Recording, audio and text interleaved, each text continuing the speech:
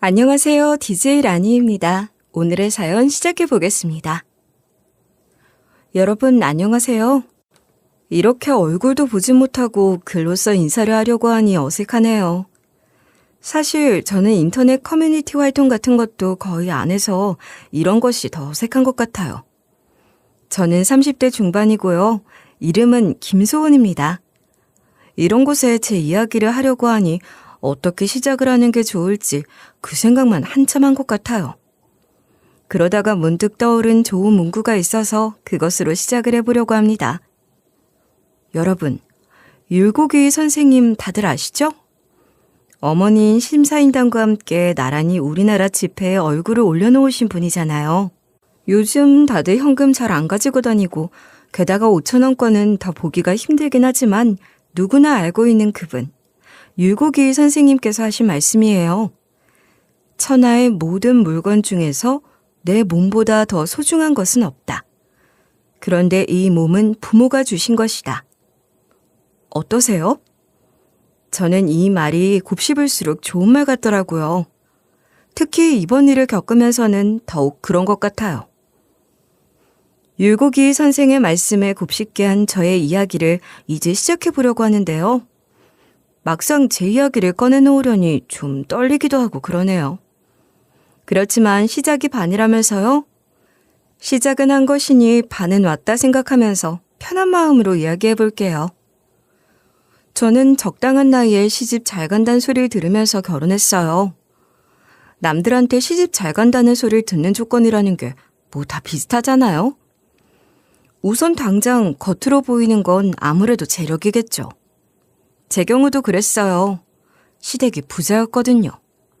땅이나 건물 같은 부동산이 기본적으로 좀 있는 데다가 투자를 잘해서 재미 본 집안이었답니다. 남편은 그런 집안의 장남이었으니 주변에서 다들 시집 잘 가는 거라고 했었죠. 그런데 그런 말들은 반은 맞고 반은 틀린 말이라고 해야 할 것 같아요.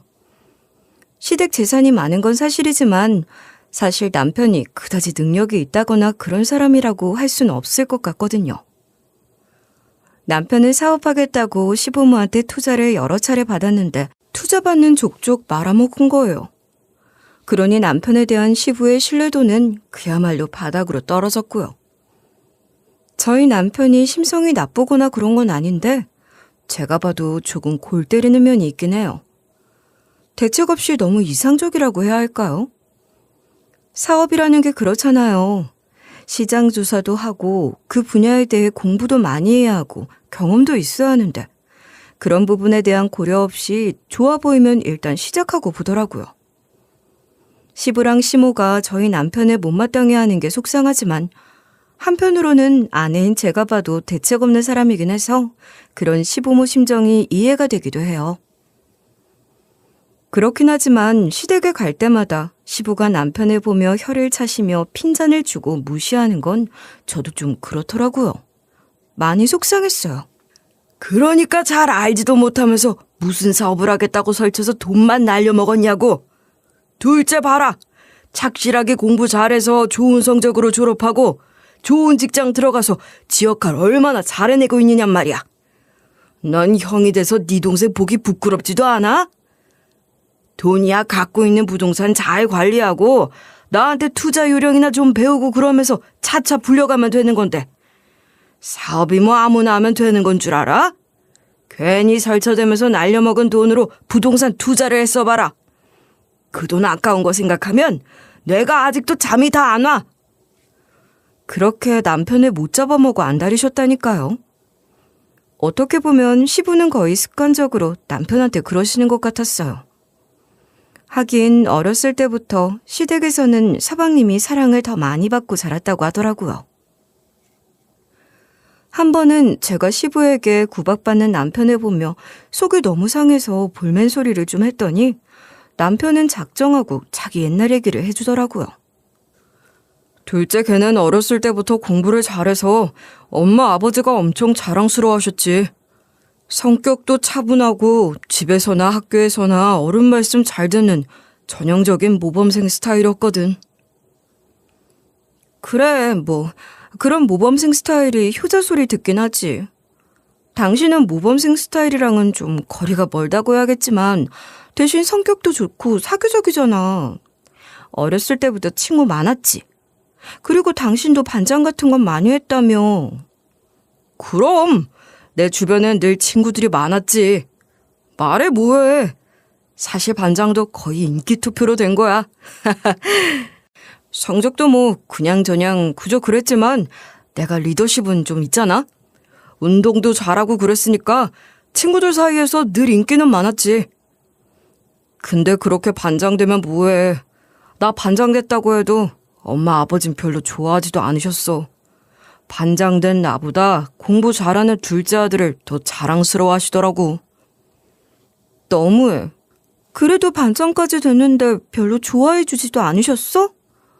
어머님 아버님은 공부 잘하는 게 정말 좋으셨나 보다. 어려서부터 그렇게 공부를 잘했다는 서방님이 박사학위까지 따고 유명한 제약회사 연구원으로 고액연봉 받으면서 일하고 있으니 여전히 자랑스러운 아들이겠지. 게다가 서방님이 결혼도 잘했잖아.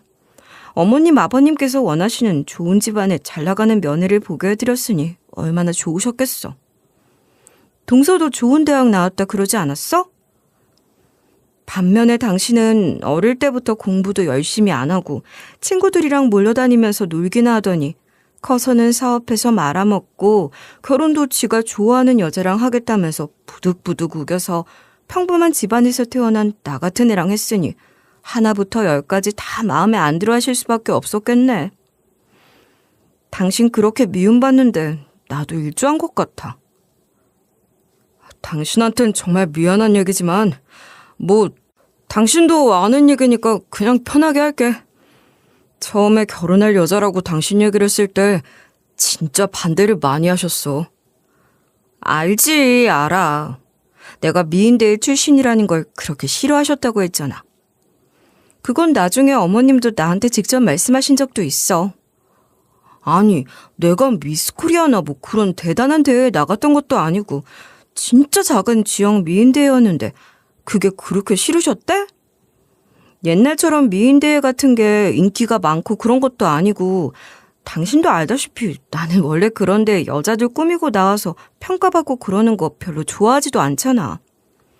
그건 정말 친구들끼리 추억 만들기 같은 거 하면서 친구 버킷리스트 만들어주느라 몇몇이서 다 같이 나갔던 거라고. 나한텐 그게 정말 재밌었던 좋은 추억으로 남아있기 때문에 당신한테도 얘기해주고 그랬던 거란 말이야. 그걸 그렇게 싫어하실 줄 알았으면 아예 아무 말씀도 드리지 말 걸 그랬어. 그러니까 말이야. 나도 그런 말씀 괜히 드렸다고 얼마나 후회했는지 몰라. 난 그냥 예쁜 사람이라고 자랑하려고 했던 것뿐이었거든. 작은 지역 대회라고는 해도 우승을 한 거 아니야. 그건 쉬운 게 아니지. 그래서 좋은 마음으로 말씀드렸던 거란 말이지. 그래, 뭐. 내 입으로 이런 말하긴 좀 그렇지만 내가 어디 가도 예쁘다 소리는 많이 듣는 편이지. 객관적으로 괜찮은 편에 속하는 외모라고 생각해. 사실 뭐 당신도 처음엔 내 외모 보고 첫눈에 반했다며 엄청 따라다녔던 거 아니냔 말이야. 아, 그랬었지. 그걸 엄마 아버지가 그렇게 싫어하실 줄은 정말 몰랐어. 미스코리아 같은 것도 아니고 이상한 그런 미인대회 출신들이 뻔하다 그러시면서 당신을 돈 좀 있어 보이는 남자 물어서 돈이나 펑펑 쓰려고 하는 허영덩어리 취급을 하시는데 정말 못 참겠더라고. 그때 내가 반항 많이 했다 정말. 당신이 그렇게 미운 털 박혀가며 반항한 덕분에 지금 우리가 이렇게 같이 살고 있는 거지 뭐. 그리고 어머님 아버님도 내가 그런 애가 아니라는 걸 결혼 후 겪어보시면서 알게 되셨잖아. 그럼 됐지 뭐. 하긴 그렇다고 나를 마음에 들어 하셨던 것도 아니지 뭐. 어머님 아버님 눈에 난 볼품없는 집안에 학벌이며 직업 뭐 하나 내세울 거 하나 없이 반반한 얼굴 하나로 당신 홀려낸 불려우일 거야. 아마 영원히 그럴걸? 그렇지만 뭐 시부모를 모시고 산 것도 아니고 어쩌다 한 번씩 시댁 행사를 다녀올 때면 스트레스를 엄청 받긴 했지만 남편도 저 못지않게 스트레스를 받았으니 서로 위안도 되고 뭐 그렇게 잘 지냈던 것 같아요. 친구들 얘기 들어보면 시댁 다녀와서 남편이랑 싸우는 게 남편이 자기 편을 들어줬네, 안 들어줬네 하면서 싸우는 거더라고요. 그런 것 때문에 더 서운하고 화나서 싸운다고 말이에요. 적어도 저는 그런 스트레스는 없었던 거죠. 그렇게 아들도 하나 낳고 때로는 알콩달콩, 때로는 티격태격 평범하게 살았던 것 같아요. 그러다 얼마 전에 시부가 돌아가셨고 시모도 요즘 부쩍 몸이 안 좋아지시는 게 보이는 거예요. 아무래도 연세가 있으신 데다 당뇨 같은 질병까지 있으시니 더 그렇겠죠. 시댁이 부동산이 많은 집이라고 했잖아요. 시부모가 살던 집도 엄청 큰 대저택이었어요. 대충 100억대는 될 거예요. 그런 큰 집에 건강도 안 좋아진 노모 혼자 사시게 할 수가 없어서 서방님과 동서가 들어가서 살기로 했답니다. 서방님과 동서가 먼저 그러겠다고 했고 시모도 너무 좋아하셨죠 뭐. 아유, 우리 둘째 아들, 장남도 아닌데 둘째 아들 내외가 나서서 노모 봉양하겠다고 하는 것 좀 봐. 요즘 이런 자식이 어딨어? 난 정말 복도 많지. 나는 서방복도 있었는데 자식복까지 있으니 정말 축복받은 인생이구나. 이게 다 우리 둘째 아들 덕분이지. 착하고 똑똑하고 어려서부터 속 한번 썩인 적 없는 아들인데 애미 다 늙어서까지 이렇게 호강을 시켜주고 말이야. 우리 둘째 아들이 최고야. 시모는 아주 찬양, 칭송을 하시더라고요. 아마 남편과 제가 들어가서 모시겠다고 했으면 별로 안 내켜 하셨을 거예요. 시모도 시부 못지않게 둘째 아들을 편애했고 장남인 남편한테는 곁을 잘 안 주셨거든요. 그냥 남편과 저를 별로 안 좋아하시는 것 같았어요. 그렇게밖에 생각할 수가 없었고 어떻게 보면 그렇게 생각하는 게 속 편하기도 했어요. 그야말로 미운 오리 새끼가 된 것 같긴 했지만 뭐 어쩌겠어요. 사람 마음이라는 게 억지로 되는 게 아니잖아요. 시모가 그렇게 좋아하는 서방님과 동서가 시모를 모시는 덕분에 저는 신경을 덜 써도 되니까 그런 거나 좋다고 생각해야죠 뭐. 그런데 시모 생신이 되어 시댁에 갔는데 시모 안색이 너무 안 좋으신 거예요. 살도 많이 빠지셔서 더 그렇기도 했는데 안색만 안 좋아지신 게 아니었어요. 시력도 영 나빠지신 것 같고 화장실을 너무 자주 가시는데 그도 그럴 것이 물을 너무 많이 드시는 거죠. 짜증도 심해지신 것 같고 그게 다 혈당 조절이 안 됐을 때의 증상 같아서 걱정이 됐어요. 남편이 보기에도 그랬는지 남편은 시모에게 이것저것 물어보며 체크를 하더라고요. 엄마, 당뇨 관리는 잘하고 있으신 거 맞아요?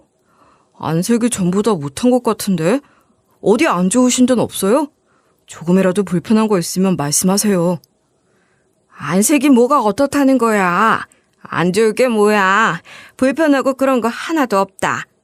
너도 알잖아. 둘째가 얼마나 꼼꼼하고 세심한 애냐. 약도 다 챙겨주고 밥도 몸에 좋은 걸로만 먹게 하고 운동도 같이 가자고 하고 둘째 칭찬을 하려면 할 말이 너무 많아서 뭐부터 말해야 할지 모르겠네. 다 좋아. 좋고 말고.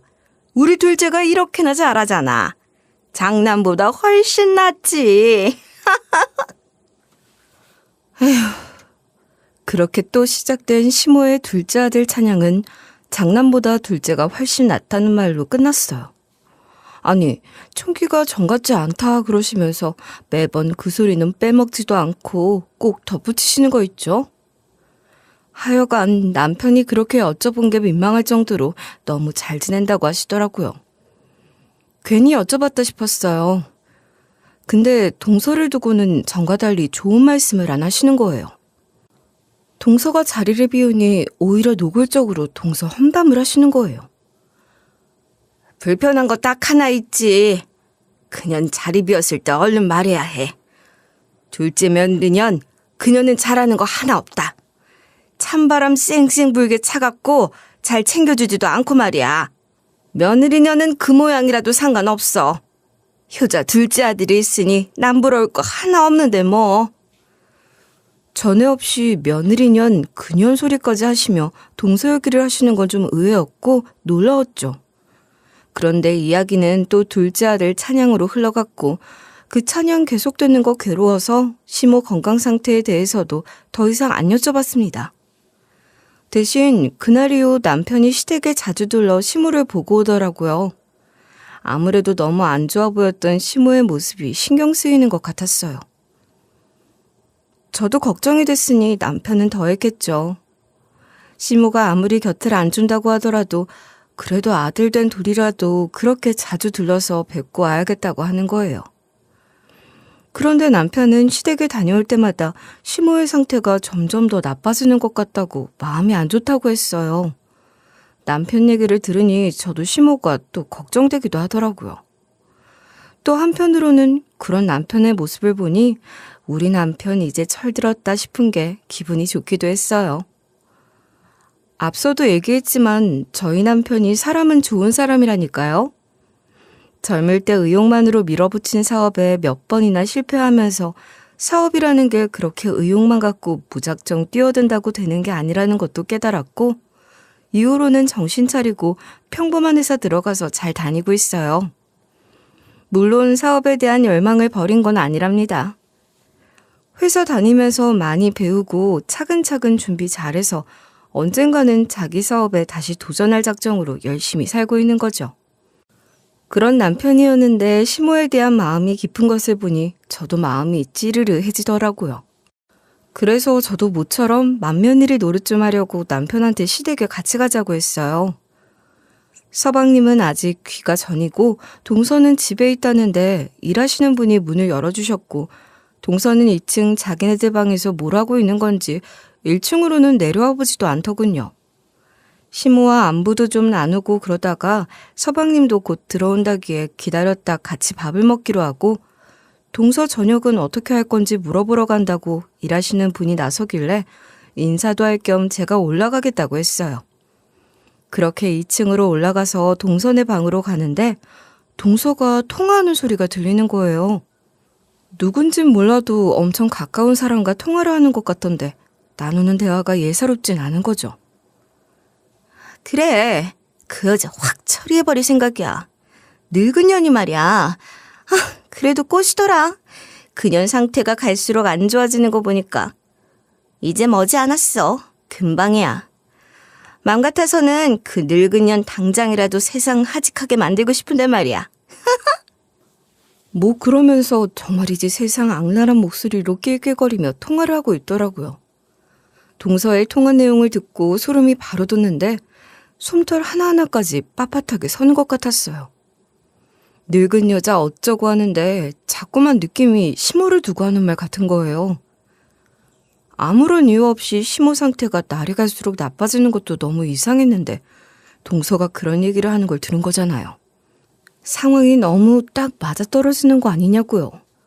그런 생각에 너무 무섭기도 하고 어떻게 해야 할지 몰라서 일단 다시 1층으로 내려오는데 다리가 후들거려서 혼났다니까요. 난간에 붙잡고 겨우 내려왔어요. 그리고 남편을 따로 불러서 방금 내가 들은 것에 대해서 말했습니다. 남편 생각도 저랑 비슷했어요. 도저히 그냥 넘어갈 일이 아니라는 거죠.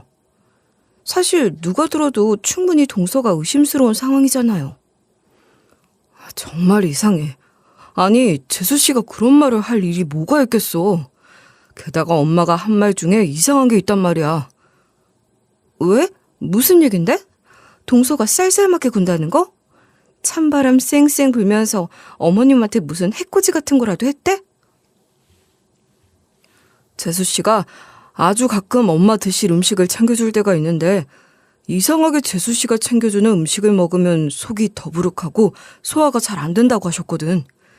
그땐 재수 씨가 엄마 마음에 안 드니까 괜히 엄마 기분 탓에 그런 거라고 하면서 연세가 있으시니까 당연히 소화 능력도 떨어지고 그런 거 아니냐 그렇게 대수롭지 않게 여기고 넘겼는데 당신 얘기를 들으니 그런 것들이 다 예사로 들리지 않아. 분명히 무슨 일이 일어나고 있는 거야. 안 되겠어. 일단 엄마한테 말씀드리자. 남편의 얘기를 들은 시모는 아주 난리가 나셨죠. 뭐?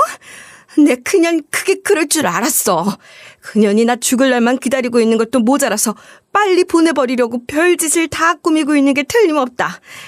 그년, 그걸 내가 어떻게 잡아 죽치지? 당장 끌고 내려와서 머리끄덩이라도 잡을까? 그냥 그걸 어떻게 하면 좋겠니?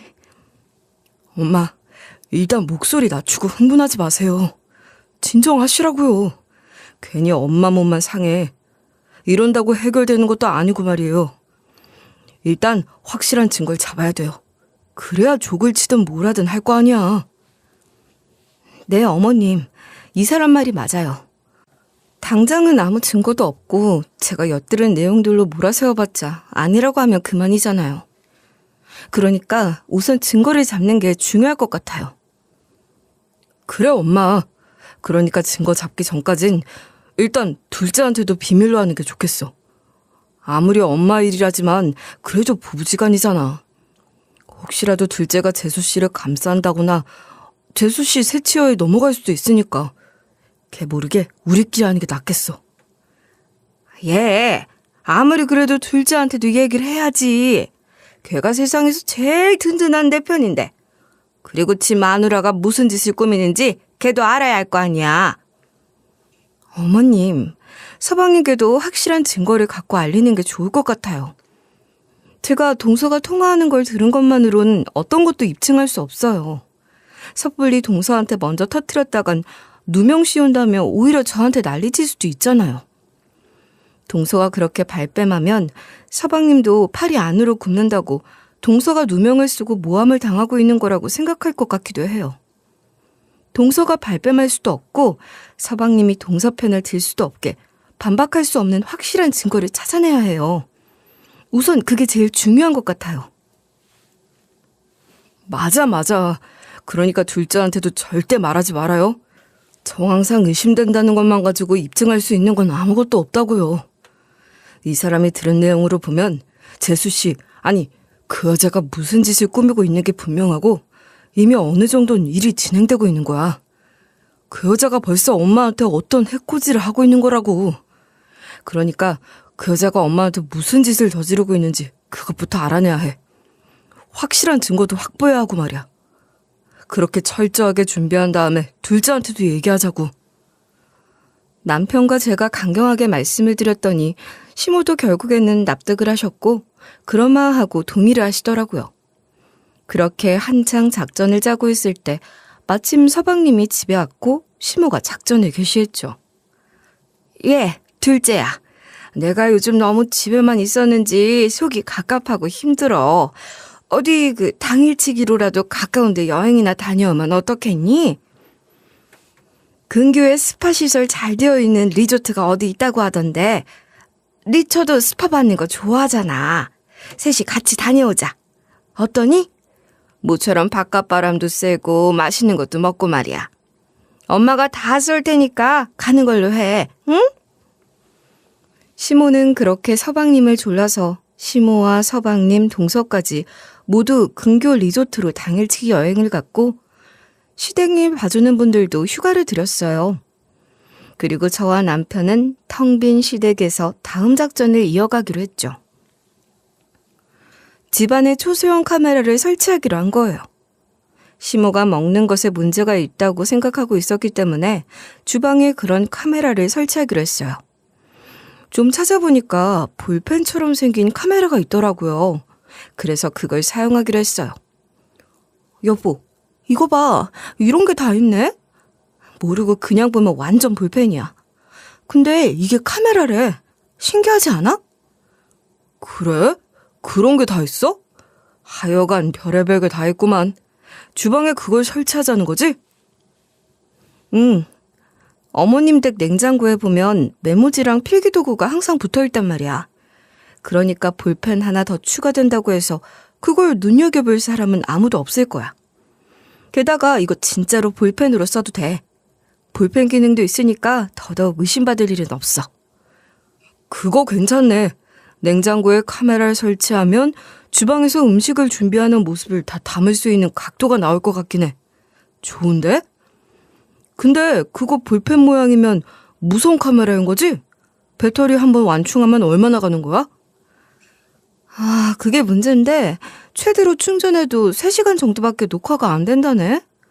대신 평상시에는 꺼져 있다가 움직임이 감지됐을 때 녹화를 하면서 시작하는 기능이 있어. 그리고 녹화가 시작되면 원격 앱에 알림이 와서 촬영되는 장면을 실시간으로 확인할 수도 있는 거고 말이야. 사실 실제로 불펜 기능이 있는 거고 잘 표시가 나지도 않으니까 서방님이나 동서가 있을 때 슬쩍 붙여놔도 되는 거였지만 제대로 촬영이 잘 되는지, 화각이 잘 나오는지, 앱으로 원격 조정이 잘 되는지 그런 것들을 확인해야 했어요.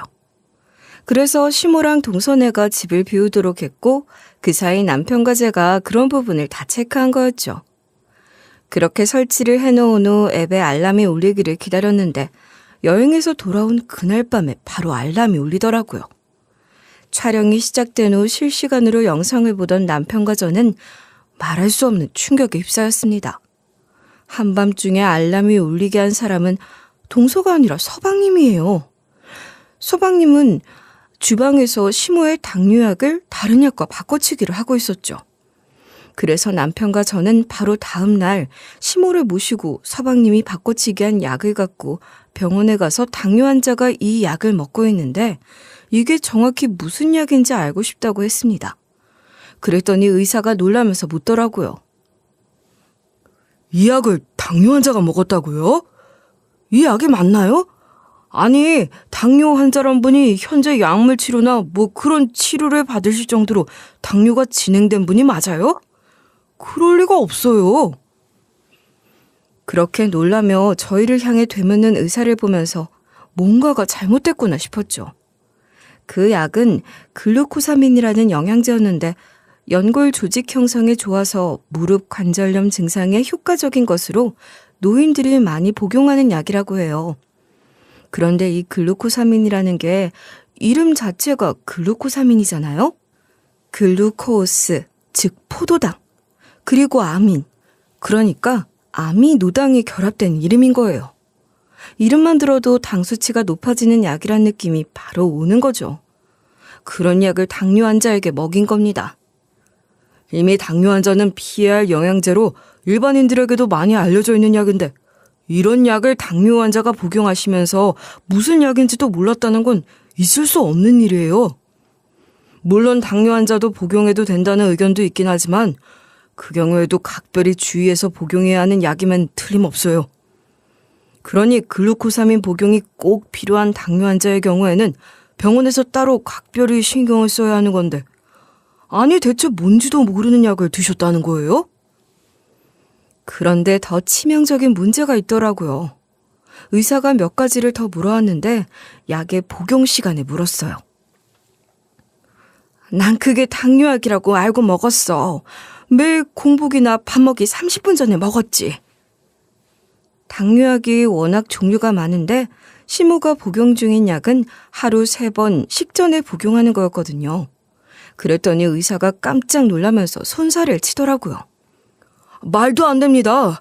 가져오신 이 글루코사민은 하루 한 알 식후에 위장에 안 좋으신 분일 경우 식사와 함께 복용할 것을 권장하는 약이라고요. 그런 약을 식전 공복에 하루 3번, 그것도 당뇨 환자에게 먹인 거라고요? 아니 대체 누가 약을 이런 식으로 먹으라고 한 거죠?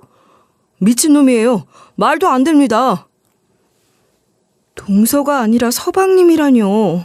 믿을 수 없는 사실에 시모와 남편 저희 모두는 너무나 놀랐고 뭐라 설명할 수 없는 복잡한 감정에 휩싸였어요. 믿을 수 없는 사실에 엄청난 충격을 받았지만 저희에게는 해야 할 일이 있으니 정신을 차려야 했습니다. 증거를 조금 더 모아야겠다고 생각하고 배터리가 완충된 볼펜 카메라를 다시 붙여놨거든요. 그렇게 해서 추가로 얻게 된 영상에서는 서방님이 시모에게 줄 요리를 직접 준비하는 모습이 담겨 있었는데 조리대에서 요리를 하던 서방님이 갑자기 퇴 하고 시모가 먹을 음식에 침을 뱉으면서 망할 할망구 적당히 살고 얼른 아버지 따라 좀 가라. 그래야 내가 그 재산 다 내 마음대로 하지. 그 재산 다 내 차지로 만들어 놓고 빨리 가라. 하는 거예요. 그런 모습까지 보고만 시모는 부들부들 떨면서 몸도 잘 가누지 못하시는 채 경찰에 신고를 했어요. 더 이상 다른 증거 같은 거 더 모을 것도 없다고 하시면서 말이에요.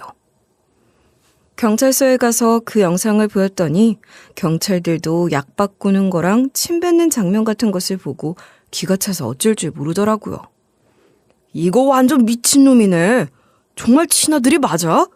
완전 폐륜아 아니야. 아니 멀쩡한 인간이 어떻게 저런 짓을 해? 보니까 이미 연세도 많은 노모한테 저렇게까지 하는 거잖아. 악질 중에 악질이네. 그렇게 경찰들마저 경악을 금치 못하고 혀를 내두르며 욕을 할 정도였어요. 정말이지 경악을 금치 못한다는 건 딱 이럴 때 쓰라고 만들어 놓은 말인 것 같았습니다. 서방님의 그런 모습을 보며 부들부들 떨긴 했어도 경찰에 신고할 때까지만 해도 의연하시던 시모는 경찰서에서 결국은 눈물을 흘리셨어요. 피눈물 날만 한 거죠. 자기 배 아파 낳은 친자식이, 그것도 그렇게 귀하게 여기면서 믿었던 둘째 아들이 그런 짓을 저지르고 있는 놈일 줄 상상이라도 했겠냔 말이에요. 틈만 나면 그렇게 둘째 아들 찬양을 하던 시모였고 입에 침이 마르도록 칭송하던 둘째 아들이 아니었냔 말입니다. 그런 아들에게 그렇게 끔찍한 배신을 당한 거잖아요.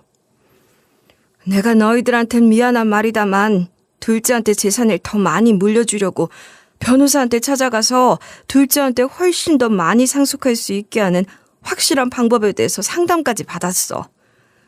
둘째한테도 그런 얘기 다 했거든. 너희 형보다 너한테 훨씬 더 많이 상속할 거라고 말했어.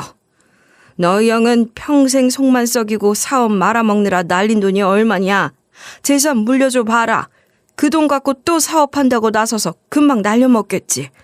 물려줘봤자 관리도 못하고 날려먹을 네 형한테 물려주느니 너한테 다 물려주는 게 여러모로 좋은 일이라고 이미 여러 번 말했단 말이야. 아니, 그 자식은 엄마가 그런 말까지 했는데도 이런 짓을 저지른 거야? 엄마가 지 놈을 얼마나 아꼈는데 자기를 그렇게 생각하는 노모한테 감사하는 마음을 갖긴커녕 그 재산 빨리 독차지할 생각으로 이런 짓거리를 하고 있었다는 건 정말이지 너무나도 끔찍하고 슬픈 일이야. 엄마, 정말 이건 뭐라고 말할 수도 없는 일이다 정말. 시모는 그런 서방님을 고소했어요. 그리고 서방님한테도 직접 말씀하셨죠. 네 놈, 이 부르막심한 놈 같으니라고. 네가 내 목숨 위협하려고 한 거 내가 다 안다 이놈아. 내가 내 손으로 직접 내 둘째 아들이 내 목숨을 위협한다고 경찰에 신고했어. 이 천벌을 받을 놈아. 그게 다 무슨 소리야. 엄마, 대체 무슨 말씀을 하시는 거예요? 형, 엄마 왜 이래? 당뇨가 문제라 정신이 어떻게 되신 거 아니야? 내가 뭘 어쨌다고 이러시는 거야? 서방님은 시모가 그렇게 말을 하는데도 정말 뻔뻔하게 나오더라고요. 그러니 남편이 빡쳐서 큰 소리치면서 말했죠. 이 자식아, 네가 엄마 약 바꿔치기 한 거 알아. 너 이 자식 어떻게 엄마한테 그런 짓을 하냐? 너 대체 어떻게 된 놈인 거야? 나도 정말 그게 다 거짓말이었으면 좋겠다. 난 또 뭐 때문에 이 난리들인가 했네. 아니, 무슨 영양제 하나 바꿔친 것 같고 생명을 위협한 거라는 둥 그런 소리래. 듣는 사람 끔찍하게. 절대 그런 의도가 아니야. 그거 그냥 영양제야. 엄마가 당뇨가 있긴 하지만 무릎 관절도 너무 안 좋으니까 글루코사민 복용도 꼭 필요한 거라고.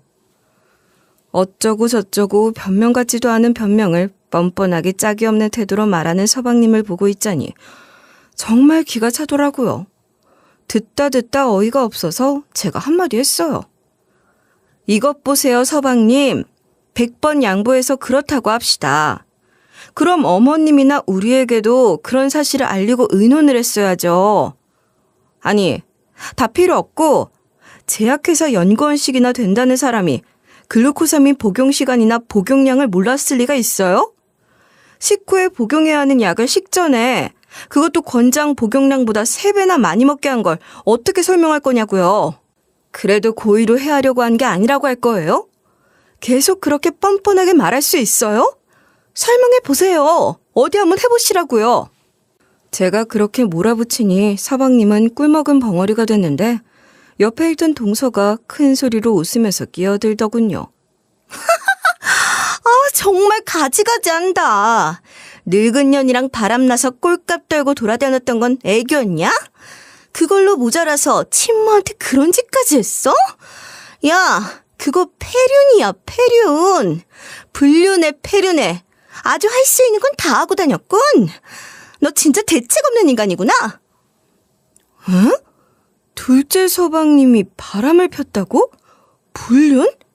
이건 또 무슨 소리인가 싶었죠. 제가 우연히 듣게 됐던 동서의 전화통화 내용 기억하세요? 그때 동서가 누군가와 통화를 하면서 늙은 년 세상 하직하게 만들고 싶다 이렇게 말했던 거 말이에요. 그게 시모가 아니라 서방님과 바람난 내연녀를 말하는 거였더라고요. 글쎄. 동서, 바람이라니? 불륜이라니? 그게 다 무슨 소리야? 서방님이 바람을 피우고 있었단 말이야? 네, 전 이미 한참 전부터 알고 있었어요. 같은 제약회사에 다니는 여자고 저 인간보다 5살이나 많은 연상이라고요. 나 참 기가 막혀서. 어리고 이쁜 년도 아니고 나보다 한참 못생기고 나이도 많은 늙은 년이랑 바람이 났다는 걸 알고 얼마나 자존심이 상했는지 아세요? 형님은 짐작할 수 있으시죠? 전 정말 그때 죽고 싶었어요. 아니 동서, 그래 정말 화나고 속상했을 거야. 어떻게 이런 일이. 근데 왜 당장 말하지 않았어? 왜 다 알고 있으면서 그렇게 바람 피우고 다니는 서방님을 봐주고 있었던 거야? 제가 뭐 마음이 좋아서 저 인간 봐주고 있었던 거라고 생각하세요? 천만에요. 저 인간한테 그럴 만큼의 애정도 없어요. 마음 같아선 당장 다 밝히고 뒤집고 싶었죠. 당장 증거 수습하고 이혼 소송, 상간녀 소송 다 진행하려고 하다가 최대한 저한테 유리한 조건으로 만들려고 지켜보는 중이었다고요. 동서가 정확하게 말은 안 했지만 제 생각에는 동서 그년도 유산 생각을 안 했을 리가 없어요. 이혼 안 하고 있으면 물려받는 재산이 얼만데 그걸 눈앞에서 놓치긴 아까웠을 거 아니겠어요? 이혼은 언제라도 할 수 있는 거니까 이리저리 계산기 두드리고 있었겠죠. 그렇다고 가만히 앉아있을 동서가 아니잖아요. 그런 동서의 시커먼 속내와 빤한 계산이 다 보였지만 뭐 굳이 내색하진 않았어요. 그랬구나. 세상에. 동서 혼자서 어디 말도 못하고 얼마나 힘들었니. 마음고생 많았을 거야. 고생했어. 천만에요. 그렇다고 제가 그 꼴 보면서 가만히 있었겠어요?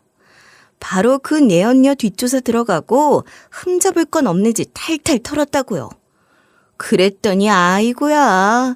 그 내연녀가 리베이트를 이용해서 회사 몰래 뒷돈을 털어먹은 정황이 포착된 거예요. 그래서 따질 것도 없이 친정 부모님께 말씀드리고 도움을 받았죠. 저희 부모님도 이미 사실 다 알고 이를 갈고 계신다고요. 그렇게 온갖 인맥 다 동원해서 그냥 리베이트 폭로하고 골로 보낼 작전을 진행하고 있었어요. 이미 어느 정도 성과를 내고 있는 중이고 말이에요.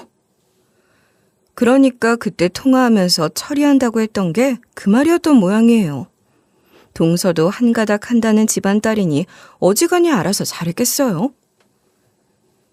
시모는 친아들인 서방님이 자신의 목숨을 위협하고 폐륜적인 말과 행동을 한 것에 대한 증거를 바탕으로 서방님을 고소했고 당연히 그런 아들에게는 한 푼도 상속하지 않는다고 유언장도 수정했습니다.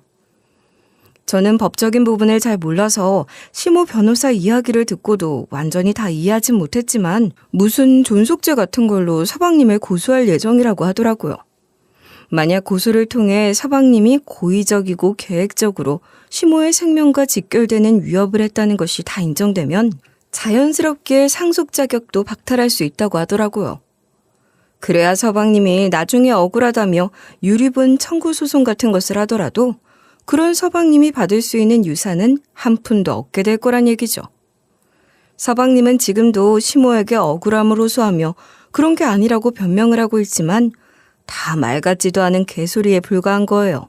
그 누구도 서방님의 말을 귀담아 들어주지 않아요. 당연한 거죠. 서방님이 상속받을 재산이 전혀 없는 상황이 되니 동서도 그런 서방님과 계속 살 이유가 없어진 거 아니겠어요? 그러니 이혼을 미룰 이유도 없어진 거고요. 동서는 바로 이혼 소송을 시작했고 서방님은 동서한테 위자료며 재산 분할로 뜯길 돈도 만만치 않을 거라고 해요. 상간녀 소송도 뭐 당연했겠죠. 시모한테 고소당해 동서한테도 고소당해 엎친 데 덮친 격으로 일이 연달아 터지자 서방님도 결국 가면을 완전히 벗더군요. 서방님은 남편과 제가 시모를 도와서 집에 CCTV까지 설치한 걸 물고 늘어지며 미친 년놈들이라고 거품 물고 난리를 쳤어요. 너네들 그런 식으로 CCTV 설치한 거 그거 다 불법이야. 알아? 개인정보보호법에 위배되는 거라고. 그런 것도 모르고 겁도 없이 그런 짓을 저질러? 아무것도 모르는 노모 끼워내서 어떻게든 내 꼬투리 잡으려고 한 거잖아. 내가 가만둘 줄 알아? 야, 이 새끼야. 네가 지금 그게 할 소리니? 네가 저지른 짓이 뭔 줄은 알지? 네가 무슨 할 말이 있어서 불법 어쩌고 하는 거야? 뭐? 개인정보보호법? 웃기지도 않는다 이놈아. 불효막심한 놈. 너 같은 놈은 정말 이 세상에서 없어져야 할 암적인 존재야. 알아? 네가 뭔데 나한테 그딴 말을 해? 네가 내 형이면 형이지.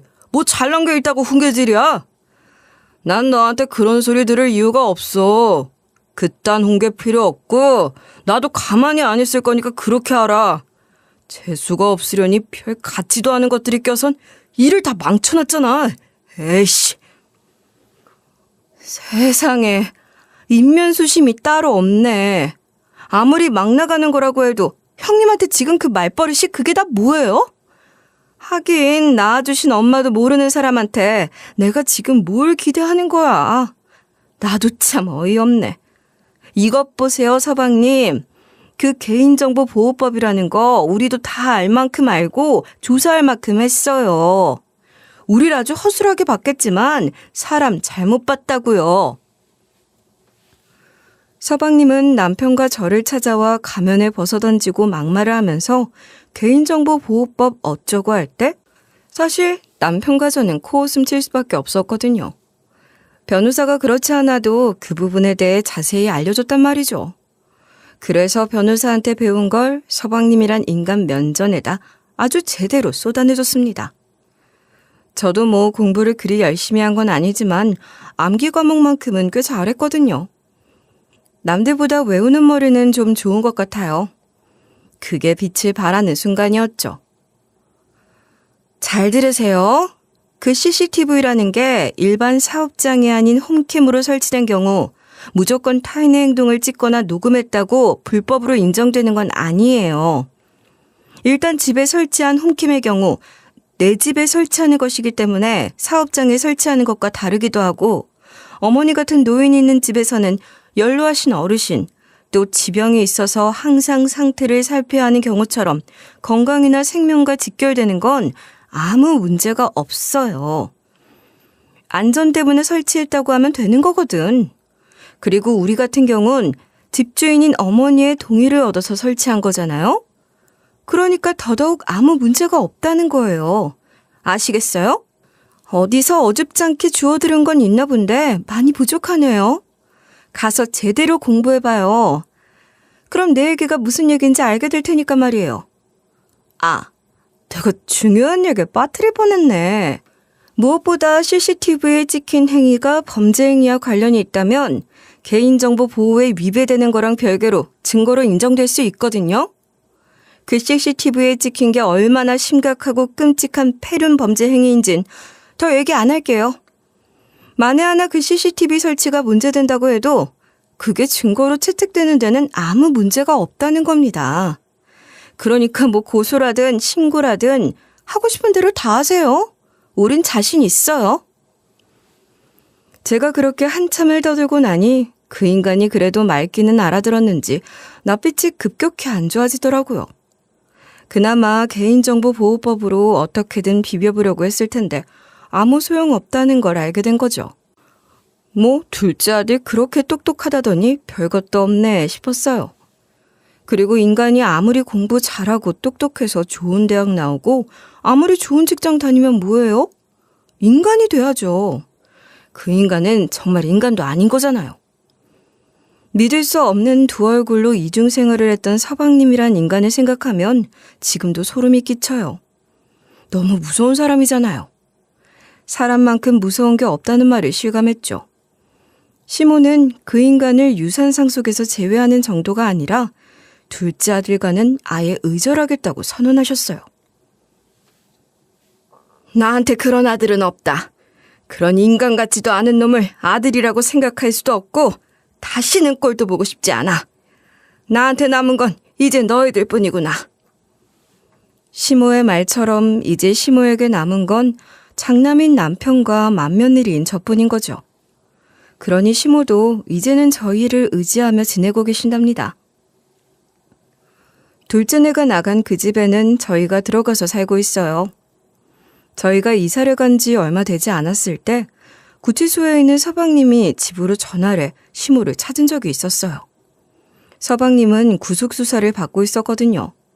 시모는 그런 서방님의 전화를 받고 싶지 않다고 하셨어요. 전화를 남편이 받았었는데 서방님은 남편에게 시모와 함께 면회를 와달라며 눈물로 호소했다고 하더라고요. 저희 부부를 찾아와서 길길이 날뛴 게 불과 얼마 전인데 이젠 또 눈물로 호소라뇨. 정말이지 얼굴이 몇 개인지 모르겠어요. 자기 편할 때마다 그런 식으로 가면에 갈아 쓰는 인간인 거예요. 하여간 남편이 서방님의 말을 다 전했어도 시모는 서방님을 보고 싶지 않다고 하셨어요. 엄마, 잘 생각해 보세요. 그놈을 용서하라는 게 아니야. 나중에 엄마가 후회하실까 봐 그래요. 괜찮으시겠어요? 아무렴. 괜찮다 마다. 그깟 놈 나는 자식이라고 생각하지 않기로 마음먹었어. 그놈이 내게 한 짓이 어떤 짓인데 내가 그놈을 내 자식으로 둘 수가 있겠니? 나는 그런 놈은 다시는 보고 싶지 않다. 그리고 그놈이 저렇게 어떻게든 나를 불러들이려는 것도 속셈이 뻔해. 그놈 속이 훤히 들여다보인단 말이다. 보나마나 용서를 구하는 말들을 하겠죠. 구속되기 전에도 어머님이나 우리 앞에서 수도 없이 했던 그 가짜는 변명들 늘어놓으면서 말이에요. 불쌍한 척도 하겠죠. 이제 꼼짝없이 벌 받는구나 싶으니까 겁도 나고 어떻게든 형량 낮춰볼 생각으로 그러는 거 아니겠어요? 변호사님한테 들으니까 판사님한테 반성문을 그렇게 열심히 쓴대요. 변호사님이 보기엔 다 말 같지도 않은 말들이라고 하시지만 말이에요. 그놈은 그렇게 불쌍한 척하며 온갖 얘기들 하면 내 마음을 돌릴 수 있을 거라고 생각하는 거야. 난 그걸 정말 참을 수가 없구나. 나나 너희 아버지가 그놈을 예뻐하며 키우긴 했어도 그렇게 사리분간 못하는 망나니가 되도록 한 건 아니야. 너희 아버지가 오죽엄하셨니? 칭찬을 그렇게 했지만 그만큼 야단을 치기도 했어. 엄마, 그런 생각하지 마세요. 아무도 엄마 아버지가 그놈 잘못 키워서 그렇게 된 거라고 생각 안 해. 엄마 탓이 아니라고. 그런 거면 같은 부모 밑에서 자란 나도 그놈처럼 개차반으로 자랐어야 하는 거 아니야? 그놈 나이가 몇인데 부모 탓을 해요. 그런 생각하면서 괜히 엄마 마음 상할 것도 없다는 거야. 맞아요, 어머님. 서방님이 그런 짓까지 저지른 건 어떤 걸로도 정당할 수 없어요. 그건 정말 끔찍한 범죄고 그건 서방님 스스로 자초한 거죠.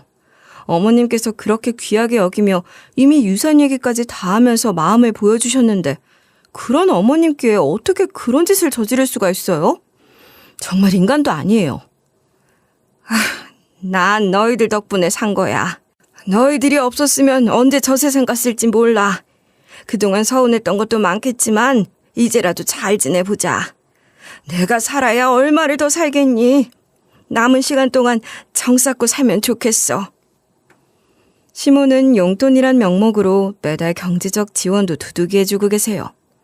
다만 시모가 워낙 오랫동안 남편을 못 믿어했으니 이런 상황이라고 해서 남편에게 전 재산을 상속하는 것은 안 된다는 생각을 고수하신답니다.